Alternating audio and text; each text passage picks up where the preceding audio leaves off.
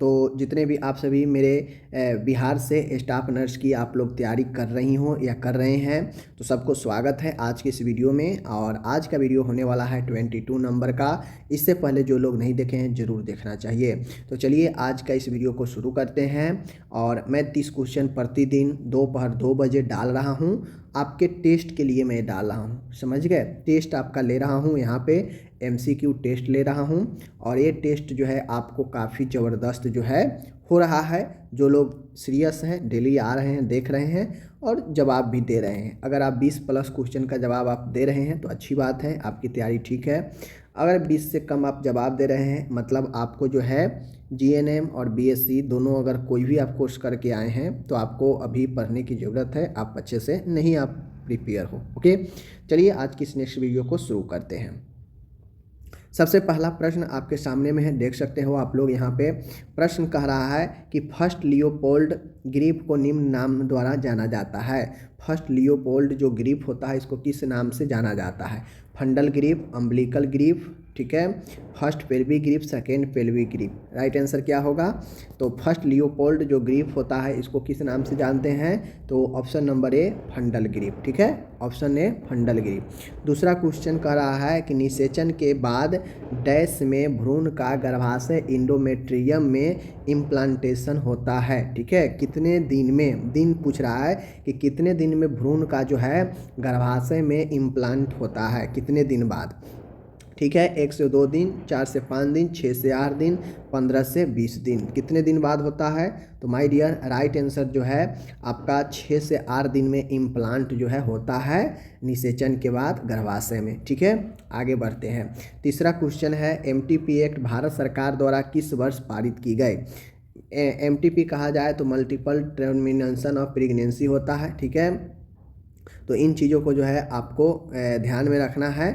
तो ये MTP act है जो भारत सरकार के द्वारा शुरू की गई। यह कब शुरू की गई? 1971, 1970, 1976, 1974। राइट आंसर क्या होगा? तो राइट आंसर ऑप्शन नंबर जो है अपना बी होगा। ये पहले भी मैं करा चुका हूँ, ठीक है। चौथा क्वेश्चन यहाँ पे है, अच्छा क्वेश्चन है। सिजेरियन सेक्शन, जिसे C सेक्शन भी हम लोग कहते हैं, सिजेरियन सेक्शन के दौरान प्रमुखतः प्रयोग किया जाने वाला एनेस्थेसिया कौन है? जब सिजेरियन सेक्शन, बच्चे को जन्म देने के लिए सिजेरियन सेक्शन किया जाता है तो उसमें प्रमुख रूप से कौन सा एनेस्थेसिया का इस्तेमाल किया जाता है? सब लोग जानते हैं एनेस्थेसिया सुनपन लाता है और कोई भी सर्जिकल प्रोसेस से पहले एनेस्थेसिया दिया जाता है। तो इसमें एनेस्थेसिया में किसका प्रयोग जो है किया जाता है? C सेक्शन में, ठीक है। क्या होगा? स्पाइनल एनेस्थेसिया जो है एपिड्यूरल एनेस्थेसिया, जनरल एनेस्थेसिया और यहाँ पे आपका कार्डियल एनेस्थेसिया, ठीक है। तो बताना है यहाँ पे कि किस एनेस्थेसिया का उपयोग किया जाता है। तो राइट आंसर कौन सा होगा? राइट आंसर होता है option number A, spinal anaesthesia का प्रयोग किया जाता है, ठीक है। आगे बढ़ा जाए। पांचवा क्वेश्चन है, एमनियोटिक फ्लूइड के रंग का सैफरॉन यानी केसरिया होना निम्न असमानताओं का सूचक है। मीन्स कहने का मतलब है कि एमनियोटिक फ्लूइड जो होता है उसका रंग अगर सैफरॉन है, केसरिया है, तो यह किस जो है समस्याओं का सूचक होता है? मीन्स असमानताओं का सूचक है। Post maturity, IUD, intrauterine death, RH incompatibility and haemorrhage. तो किसका होता है? तो माय डियर राइट आंसर जो होता है, अगर एमनियोटिक फ्लूइड, अगर मैं बता दूं, अगर एमनियोटिक फ्लूइड केसरिया कलर का है तो इसका जो असमानता ये होता है कि पोस्ट मैच्योरिटी है। और पोस्ट मैच्योरिटी क्या होता है सब लोग जानते होंगे जो अच्छे से पढ़े होंगे तो, ठीक है। इंट्रायूटेरिन डेथ का मतलब होता है कि गर्भाशय के अंदर जो भ्रूण होता है उसका मृत्यु हो जाना, ठीक है। RH इनकम्पेबिलिटी का मतलब होता है कि RH में असंगतता, ठीक है ना, RH में असंगत होना। हेमरेज मतलब होता है रक्तस्राव, ओके। छठा क्वेश्चन यहाँ पे है, निम्न में से गर्भ अवस्था का ऑब्जेक्टिव साइन कौन सा है? ऑब्जेक्टिव साइन, ठीक है, निम्न में से प्रेगनेंसी का ऑब्जेक्टिव लक्षण पूछ रहा है, ठीक है। लक्षण, amenorrhoea, morning sickness, breast changes, frequency of micturition. तो माय डियर आपको पता होगा हमसे यहाँ पे क्या पूछ रहा है, निम्न में से गर्भ प्रेगनेंसी का ऑब्जेक्टिव साइन पूछ रहा है, ठीक है। जो आपका ऑब्जेक्टिव साइन होता है उसके बारे में आपसे पूछ रहा है, लक्षण के बारे में। तो देखिए गर्भावस्था में तो मॉर्निंग सिकनेस भी होता है, बात सही है, ठीक है ना। एमनोरिया भी होता है। एमनोरिया मतलब जो है क्या बोलते हैं उसको, मासिक धर्म का रुक जाना, न होना, तो ये भी होता है। लेकिन एमनोरिया आपका ऐसा नहीं है, बीमारी से भी जो है दूसरे बीमारी के कारण भी रुक सकता है माहवारी, तो ये ऐसी बात नहीं है, ठीक है। मॉर्निंग सिकनेस आपको अन्य समस्याओं में भी हो सकता है, ठीक है। फ्रीक्वेंसी ऑफ मिल्क ड्यूरेशन, यह भी जो है यानी बार बार मूत्र होना, जल्दी जल्दी होना, ये भी अन्य रोग में भी हो सकता है, ठीक है। लेकिन ब्रेस्ट चेंज जो होता है ये गर्भ अवस्था का एक महत्वपूर्ण साइन है कि जैसे जैसे गर्भ अवस्था बढ़ते जाता है ब्रेस्ट में चेंजेज आते जाता है। तो ऑप्शन नंबर सी एक महत्वपूर्ण जो है गर्भ अवस्था का साइन है, ठीक है। 7वां क्वेश्चन है, प्रेगनेंसी के 20वें सप्ताह में यूटेराइन हाइट कहाँ पे होता है। कहने का मतलब है कि हम लोग जानते हैं कि जो गर्भाशय होता है छोटा सा रहता है, लेकिन जैसे वह प्रेगनेंसी पीरियड में जाने लगता है यूट्रस, तो वह यूट्रस धीरे धीरे छोटे से बड़ा होता है, फिर बड़ा होता है, फिर बड़ा होता है, बड़ा होते जाता है। तो कहीं ना कहीं ये हाइट भी अपना बढ़ते जाता है इसका। तो वही कह रहा है कि प्रेगनेंसी के 20 सप्ताह में जो गर्भाशय है उसका ऊंचाई कहाँ पे होता है, ठीक है, कहाँ तक। Above symphysis pubis, between symphysis pubis and umbilicals, at level of umbilicals, at level of sternum. Sternum में तो कभी होगा नहीं, एस्टर्नम छाती तक होगा, कभी भी यूट्रस नहीं होगा, तो ये गलत हो जाएगा, ठीक है। तो मैं बता दूं यहाँ पे सिम्फेसिस प्यूबिस होगा, या सिम्फेसिस या अम्बिलिकल्स के बीच में होगा, या फिर अम्बिलिकल्स के स्तर तक होगा। तो राइट आंसर क्या होगा, तो प्रेगनेंसी के 20वें सप्ताह में यूटेराइन हाइट जो होता है वह अम्बिलिकल्स तक पहुंच जाता है, ठीक है, ध्यान रखिएगा। आगे हम लोग यहाँ पे बढ़े, 8 नंबर क्वेश्चन है, फीटल स्कॉल को ऑसिपिटल तथा, देख लीजिए यहाँ पे कि फीटल स्कल यानी जो भ्रूण का खोपड़ी है उसमें ऑसिपिट और पेराइटल अस्थियों के मध्य जो सुचर्स होता है उसको क्या कहते हैं। ये भी हम लोग पढ़ा चुके हैं, फिर से आ गया, तो आप इसका जवाब दीजिए कि ऑसिपिट और पेराइटल के बीच कौन सा जो है सुचर्स पाया जाता है। सेजाइटल सुचर, कोरोनल सुचर, या फ्रंटल सुचर, या लंबोइड सुचर, कौन सा होता है। तो आपको पता है माय डियर कि ऑक्सीपिटल और पेराइटल के बीच में लंबोइड सुचर होता है, ठीक है, ये आपको पता है, हम ये सब बता चुके हैं पहले। 9 क्वेश्चन है, निम्न हार्मोन प्रेगनेंसी के डायग्नोसिस में सहायक है। कौन सा हार्मोन है जो प्रेगनेंसी के डायग्नोसिस निदान में सहायक है। FSH, ठीक है, follicle stimulating hormone, luteinizing hormone, HGG, या प्रोस्टाग्लैंडिन, कौन सा है जो प्रेगनेंसी के डायग्नोसिस में सहायक है। तो अपन right answer option number C, HGG जो है प्रेगनेंसी के समय काफ़ी महत्वपूर्ण होता है, ठीक है। आगे हम यहाँ पे और ASHCG का आप लोग फुल फॉर्म बता सकते हैं, ठीक है ना। एक मरीज का घर पर उपचार चल रहा है, ठीक है, IMNCI कोडिंग के अंतर्गत उसका कौन सा कलर कोड होगा। कहने का मतलब है जो लोग चाइल्ड हेल्थ में IMNCI पढ़े होंगे उनको पता है कि क्या होता है, इसका कलर कोड क्या होता है, ठीक है ना। तो राइट आंसर क्या होगा, गुलाबी होगा, या लाल होगा, या हरा होगा, या पीला होगा। तो एक मरीज का घर पर उपचार चल रहा है, उसमें IMNCI के कोडिंग के अंतर्गत उसका कलर कोड जो होगा वह क्या होगा, वह ऑप्शन नंबर जो है अपन सी होगा, ग्रीन होगा, ठीक है, ध्यान में रखिएगा। 11 है, RCH फेज 2 किसको सम्मिलित नहीं है। RCH 2 फेज में, RCH का जो दूसरा फेज है उसमें क्या शामिल नहीं है। गर्भवती स्त्री को टीकाकरण, STD RTI का उपचार, ठीक है, कुपोषित बच्चे को खिलाना, 12 से 16 सप्ताह तक गर्भ अवस्था का जल्दी रजिस्ट्रेशन कराना, इसमें क्या शामिल नहीं है, ठीक है ना, हमसे ये पूछ रहा है। तो माय डियर आप लोग यहाँ पे ध्यान दीजिएगा, मैं बता दूँ कि राइट आंसर जो होगा वह ऑप्शन नंबर कौन सा होगा, सी होगा, ठीक है। कुपोषित बच्चों को खिलाना, कुपोषित बच्चों को खिलाना कोई मतलब नहीं है, समझ गए। RCH 2 के अंदर जो है आपको मैं बता दूं कि कुपोषित बच्चों को खिलाना, फीड टू माल नॉरिश्ड चिल्ड्रेन, ऐसी कोई बात इसमें नहीं कही है, ठीक है ना। आगे हम यहाँ पे बढ़ते हैं, 12 नंबर क्वेश्चन है, IMNCI लक्ष्य समूह टारगेट ग्रुप है। IMNCI जो है यह किसको टारगेट करता है, कितने ग्रुप के बच्चे को, 5 वर्ष तक के, 10 वर्ष तक के, 15 वर्ष तक के, 20 साल तक के। तो माय डियर राइट आंसर जो होगा वह ऑप्शन नंबर क्या होगा, ऑप्शन ए, 5 वर्ष तक के बच्चों को IMNCI टारगेट करता है, ओके। आगे है, यहाँ पे देख सकते हैं, अच्छा क्वेश्चन है। निम्नलिखित अवस्था में सभी में IMNCI का प्रबंध निम्नलिखित है सिवाय एक को छोड़कर। मतलब इनमें से सब में IMNCI का प्रबंध सम्मिलित है, लेकिन एक में IMNCI का प्रबंध नहीं होता है। किसमें नहीं होता है तो देख लीजिए, दस्त में, मिजल्स में, एक्यूट रिस्पायरेटरी इन्फेक्शन में, या फिर विटामिन ए डिफिशियंसी में। ठीक है ना, तो आपको यहाँ पे बताना है, समझ गए। तो देखिए, तो यहाँ पे ये होगा विटामिन ए, ध्यान दीजिएगा।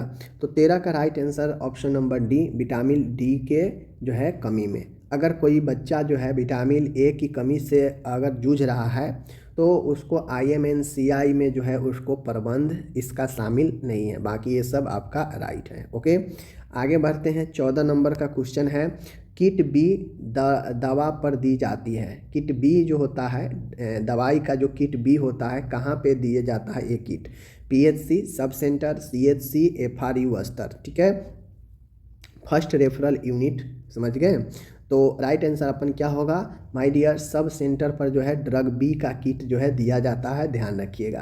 15 नंबर का क्वेश्चन है, किशोरी शक्ति योजना में, ठीक है, पोषण स्तर स्वरूप को डिजाइन किया गया। यानी कह रहा है किशोरी शक्ति योजना में पोषण स्तर स्वरूप को डिजाइन किया गया। वयस्क पुरुष के लिए, जवान लड़कियां के लिए, 5 साल तक के बच्चे के लिए, सीनियर नागरिक के लिए। तो नाम से ही स्पष्ट है माय डियर, राइट आंसर क्या होगा? एडोलेसेंट गर्ल्स के लिए। नाम से ही है, किशोरी शक्ति योजना, किशोरी लड़की के लिए है, और पोषण स्तर स्वरूप डिजाइन किया गया जवान लड़की, एडोलेसेंट लड़की के लिए। ठीक है, किशोरी लड़कियां के लिए। 16 नंबर का जो क्वेश्चन है, IMNCI के अनुसार 5 साल के बच्चे में तेज सांस का चलना परिभाषित है। कह रहा है कि IMNCI के अनुसार 5 साल का बच्चा है, उसमें तेज सांस अगर चल रहा है तो उसे कैसे परिभाषित किया गया है, ये हमसे पूछ रहा है। ओके, देख लीजिए, 30 प्रति मिनट से अधिक, 40 पर मिनट से कम, 50 पर मिनट से कम, एंड 60 पर मिनट से कम। तो IMNCI के द्वारा जो परिभाषित किया गया है कि एक 5 साल के बच्चे में तेज सांस का चलना मतलब 50 पर मिनट से ज़्यादा जो है सांस चलना, यह परिभाषित किया गया है। ठीक है, ध्यान रखिएगा। मीन्स अगर बच्चा में तेज सांस अगर 50 से ऊपर चल रहा है तब जाके जो है IMNCI मानता है कि भाई यह एक तेज सांस की समस्या है। आगे है 17 नंबर, देख सकते हैं, टर्म के समय में ब्लीडिंग का कारण बनता है। यानी टर्म के समय में ब्लीडिंग का कारण कौन बनता है? मतलब अगर मान गए बच्चा समय पूर्ण चुका है और उस समय अगर ब्लीडिंग होता है तो इसका कारण क्या हो सकता है, ये पूछ रहा है। अवर पीटो प्लेसेंटा, ठीक है, प्लेसेंटा प्रेविया, PPH, एटोनिक गर्भाशय। माय डियर, टर्म के समय अगर ब्लीडिंग हो रहा है तो उसका एक ही ज़बरदस्त कारण हो सकता है, और वो है अवर पीटो प्लेसेंटा, यानी अब्रप्शन ऑफ प्लेसेंटा, प्लेसेंटा का पृथक्करण। प्लेसेंटा यूट्रस से अलग हो गया रहता है तो उसमें ब्लीडिंग का काफ़ी ज़्यादा संभावना होता है, ऑप्शन नंबर ए। ठीक है, बाकी ये सब PPH तो ये प्रसव के बाद ही होता है। एटोनिक यूट्रस, ठीक है, इसमें भी हो सकता है, ध्यान दीजिएगा। आगे बढ़ते हैं, 18 नंबर का क्वेश्चन है, सर्विक्स का इम्फेसमेंट का संकेत है। जो ग्रीवा होता है उसका इम्फेसमेंट का संकेत क्या होता है? ठीक है, हमसे ये पूछ रहा है, इम्फेसमेंट पूछ रहा है सर्विक्स का। तो सर्विक्स का जो इम्फेसमेंट का जो संकेत होता है उसका कहने का मतलब है सर्विक्स का सख्त होना, सर्विक्स का पतला होना, सर्विक्स का विस्तारण, सर्विक्स का नरम होना। तो सर्विक्स का इन्फेसमेंट का संकेत है कि सर्विक्स जो है वह पतला हो चुका है, थीन हो चुका है। ठीक है, ऑप्शन बी। आगे बढ़ते हैं, 9वां क्वेश्चन है, एक प्राइमरी मदर यानी पहली बार माता बने सामान्यतः डिसेंड होता है। ठीक है ना, सामान्यतः जो डिसेंड होता है वो क्या होता है? कहने का मतलब है एक प्राइमरी मदर में सामान्यतः डिसेंड होता है क्या? 1.0 cm प्रति घंटा, 1.2 cm प्रति घंटा, 2 cm प्रति घंटा, cm मीन सेंटीमीटर, डी है 2.2 cm पर घंटा। ठीक है, तो एक प्राइमरी माता में जो डिसेंड होता है वह कितना होता है? तो अपन 19 का right answer option number C, 1.2 centimetre पर जो है आपको घंटा होता है। ठीक है, ध्यान रखिएगा। आगे बढ़ते हैं, 22 क्वेश्चन है, लेबर के दौरान लगातार ज़्यादा गर्भाशय संकुचन यूट्रस कंट्रैक्शन को क्या कहते हैं? प्रसव के दौरान लगातार अगर यूट्रस में कंट्रैक्शन हो, गर्भाशय संकुचन हो, तो उसे क्या कहते हैं? हाइपरटोनिया कहते हैं, पॉलीसिस्टोल कहते हैं, यूटेराइन इनर्शिया कहते हैं, ओलिगोसिस्टोल बोलते हैं। क्या बोलते हैं? तो राइट आंसर जो अपना होता है पॉलीसिस्टोल बोलते हैं। ठीक है, ऑप्शन नंबर बी। ओके, आगे बढ़ते हैं हम लोग। यहाँ पे 21 क्वेश्चन है, लेबर के दौरान लगातार कम गर्भाशय संकुचन को क्या कहते हैं? वो ज़्यादा पूछा, यहाँ पे कम पूछा, तो क्या होगा? कम वाला में हाइपरटोनिया, पॉलीसिस्टोल, ठीक है, यूटेराइन इनर्शिया, ओलिगोसिस्टोल। तो राइट आंसर क्या होगा? ओलिगोसिस्टोल इज द राइट आंसर। कम वाला में ओलिगो और ज़्यादा वाला में, समझ गए, पॉली। आगे बढ़ते हैं। 22 नंबर है, प्रसव के प्रथम अवस्था को क्या कहते हैं? बहुत अच्छा क्वेश्चन है। जो आपका प्रसव के जो फर्स्ट स्टेज होता है उसे क्या कहते हैं? सर्वाइकल अवस्था, एक पल्सवीय अवस्था, प्रोपल्सवीय अवस्था, वेजाइनल अवस्था। तो राइट आंसर क्या होगा? प्रसव के फर्स्ट स्टेज को हम लोग जो है सर्वाइकल अवस्था, सर्वाइकल स्टेज कहते हैं। ठीक है, 23 नंबर का क्वेश्चन है, सर्वाइकल म्यूकस प्लग का एक्सप्लक्शन ब्लड के साथ कहलाता है। यानी सर्वाइकल म्यूकस प्लग का ब्लड के साथ बाहर निकलना, एक्सप्लोजन करना क्या कहलाता है? ठीक है, तो एमनियोटिक द्रव, डिसेंड, सर्वाइकल या सो। तो 23 का जो राइट आंसर होगा वह अपना कौन सा होगा? वह डी होगा, सो होगा। सो में होता यह है कि सर्वाइकल म्यूकस जो है प्लग जो है वह एक्सप्लोजन करता है ब्लड के साथ में, यानी सर्वाइकल म्यूकोस जो है ब्लड के साथ बाहर में निकला हुआ दिखाई देता है, उसी को शो कहते हैं। ठीक है, ध्यान रखिएगा। 24 नंबर का क्वेश्चन है कि गर्भ अवस्था के दौरान स्वागत चिन्ह, वेलकम साइन को क्या कहते हैं? गर्भ अवस्था के दौरान वेलकम साइन को क्या कहते हैं? इफेसमेंट कहते हैं, इफेसमेंट कहते हैं, डिसेंट कहते हैं, लाइटनिंग कहते हैं, क्यूकनिंग कहते हैं। तो वेलकम साइन को हम लोग क्या कहते हैं? वेलकम साइन को हम लोग लाइटनिंग साउंड कहते हैं, वेलकम साइन को गर्भावस्था में। ठीक है, 25 नंबर का क्वेश्चन है, जीवाणु की संरचना जो श्वसन में काम आती है, वह जीवाणु जो श्वसन में, वह जीवाणु की संरचना जो श्वसन में काम आती है, कौन कौन आती है? तो राइट आंसर कौन होगा?